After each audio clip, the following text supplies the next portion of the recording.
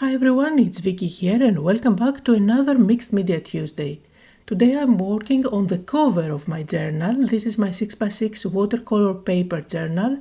I have been sharing all the pages that I created so far, but I still have a lot of pages to use. However, for today I wanted to create the cover and that's what I'm going for. For the cover, I am going to use rice paper, and since these are art journals from my signature collection, I made sure that they are white, so this way they are easily customizable and you can use any type of mediums that you like. You can work with sprays, you can work with acrylic paints, whatever. So I am going to use my rice paper glue and I'm just going to cover up completely the white part and just stick the rice paper on top. Once I stick the rice paper, I'm going to use the same rice paper glue to cover up the top to seal it down, since this is going to be the cover and I haven't used up all the pages yet inside, so I might end up being messy and ruin the cover. That's why I make sure that everything is nicely sealed. Once this layer is all over the place, I'm going to use my heat gun and make sure that this is completely dry, or you can just let it air dry. Now I am going to use my scissors to cut off the excess, and I am leaving a little bit all around. I am not going to go directly flush on the edge, and that's because later on I'm going to use a sanding block to do this job, which is going to give me a lovely distressed edge. And now I'm going to cover the back as well with what's left from the front. It's way more than enough. Now you know that there is an elastic there, not an issue really, just cut a slit so that you can thread it through, let's say. And again I'm going to use my rice paper glue and stick everything down. Now I am going to do some patchwork for the bottom. And again, I will do a little bit of a slit for the other piece of rice paper for the elastic, but there are plenty of scraps, so you can definitely cover up the front and the back. Now for the edges, you can definitely use a nail buffer if you have one, and you just scrape on the edges and it's going to give you a lovely distressed edge, or you can use a sanding block like I'm showing you here. Again, same effect. Whatever you have really works and it's going to give you a lovely finished edge. So you are going to repeat the same thing front and back. And of course you can definitely stop here, since this looks beautiful already, and I love how the edge on the side, the color matches actually the color of the houses. So in any case, I'm going to make it look more mixed media to give it a little bit of an artistic vibe to it. For that I'm using white acrylic paint, and with a sponge dabber I'm just dabbing here and there. Now I am going over that side color, but you can definitely leave it as it is. You see that it matches perfectly with the rest of the rice paper. I'm going to do the back as well. And to complete the mixed media look, I'm going to bring in a lovely stencil, again from the same Silent Sea collection, and I will apply some volume paste in a few spots on top.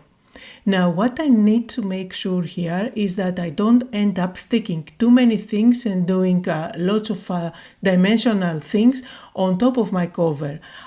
First of all, I like to store my journals on my bookcase, so I don't want it to be really dimensional, since I am not going to able to store it along with my rest of the journals.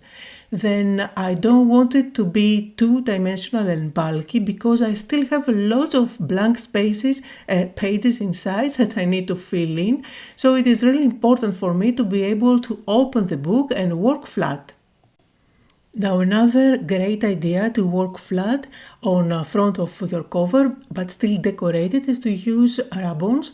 Ribbons stick on pretty much everything, even on the side which is actually canvas textured.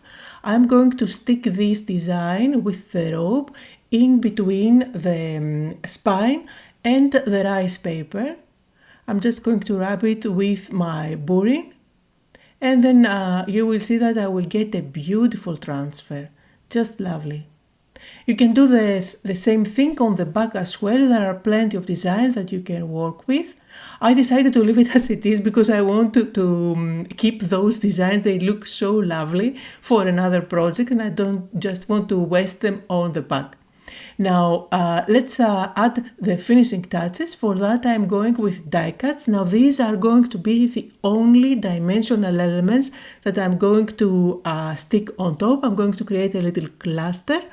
Underneath I'm using cheesecloth, which I'm just going to stick down with craft glue, and then on top I'm going to use and stick the die cuts.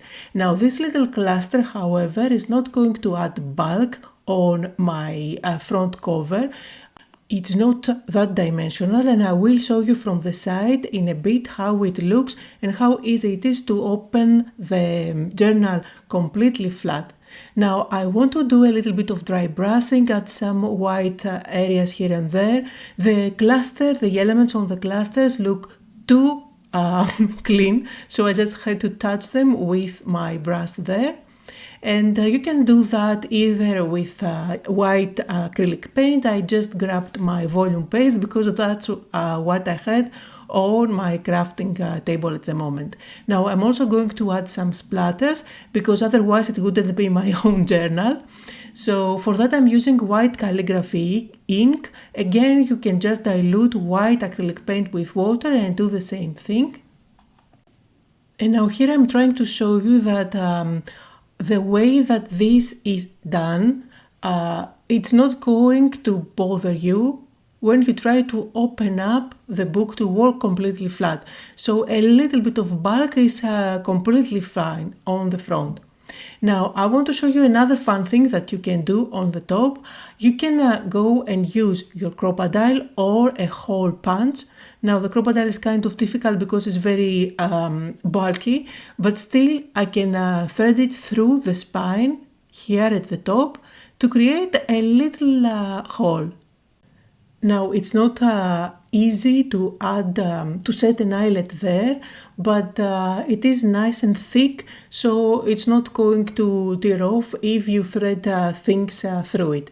Now this provides you an opportunity to decorate your journal with ribbons. You can use string, you can hang charms from there. Now in the previous video that I shared last week, we did use this mold to create our own charms, but for today I'm just going to use one that I already had in my stash. Now I'm just showing you here how you can use this hole up at the top.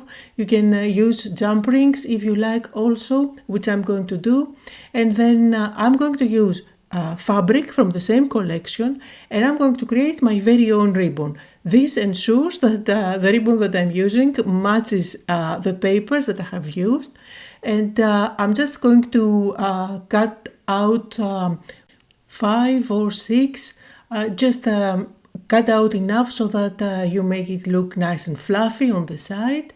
And you can definitely use this fabric to cover up your journals, by the way, if you want yet another idea on what you can do with the fabric. Now I'm going to attach them on the side, and here is the finished look. I did attach a little charm as well. I absolutely love the finished result, love the blues and the browns together, so I think that I will enjoy using this journal with that as a cover. Now you can see here some close-up photos, and links to all the products that I have used can be found down below in the description. Thank you all so much for joining me today. I hope that you had fun and that you got inspired.